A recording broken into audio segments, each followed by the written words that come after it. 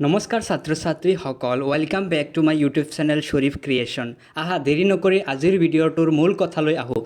তোমালোকৰ বহুতেই মোক কমেণ্ট বক্সত সুধি থাকা যে UGC স্কলাৰশ্বিপত যে ডমিচাইল চাৰ্টিফিকেট আপলোড দিব লাগে, তাৰ পৰিৱৰ্তে যদি আমি PRC চাৰ্টিফিকেটখন আপলোড দিওঁ তেন্তে গ্ৰহণযোগ্য হ'ব নেকি?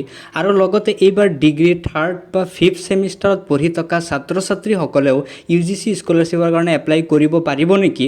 আৰু যিসকল ছাত্ৰ ছাত্ৰীৰ গেপ আছে সেইসকল ছাত্ৰ ছাত্ৰী UGC স্কলাৰশ্বিপৰ কাৰণে যোগ্য নেকি? এই প্ৰশ্নবোৰৰ উত্তৰ জানিবৰ কাৰণে মই UGCৰ যিটো অফিচিয়েল ৱেবছাইট আছে তাতে দিয়া হেল্পলাইন নাম্বাৰত কল কৰিছিলোঁ আৰু তাৰ পৰা কিছু তথ্য মই গ্ৰহণ কৰিব পাৰিছোঁ। গতিকে তোমালোকে সেই কল ৰেকৰ্ডিংটো এবাৰ শুনি লোৱা। NIC में आपका स्वागत है। मैं अमित आपकी किस प्रकार सहायता कर सकता हूँ? जी सर, UGC स्कॉलरशिप के बारे में थोड़ा बहुत जानना था। क्या जानना चाहता है, जानते हो बताइए। हाँ, तो वहाँ पे जो डोमिसाइल सर्टिफिकेट अपलोड करना चाहिए, वहाँ पे PRC अपलोड करने से होगा क्या? क्या नाम है आपका? नवाज शरीफ। नवाब शरीफ। जी, किस स्टेट से बात कर रहे हैं? आसाम से बोल रहा हूँ, आसाम। डोमिसाइल सर्टिफिकेट की जगह डोमिसाइल सर्टिफिकेट ही लगाना है, PRC नहीं।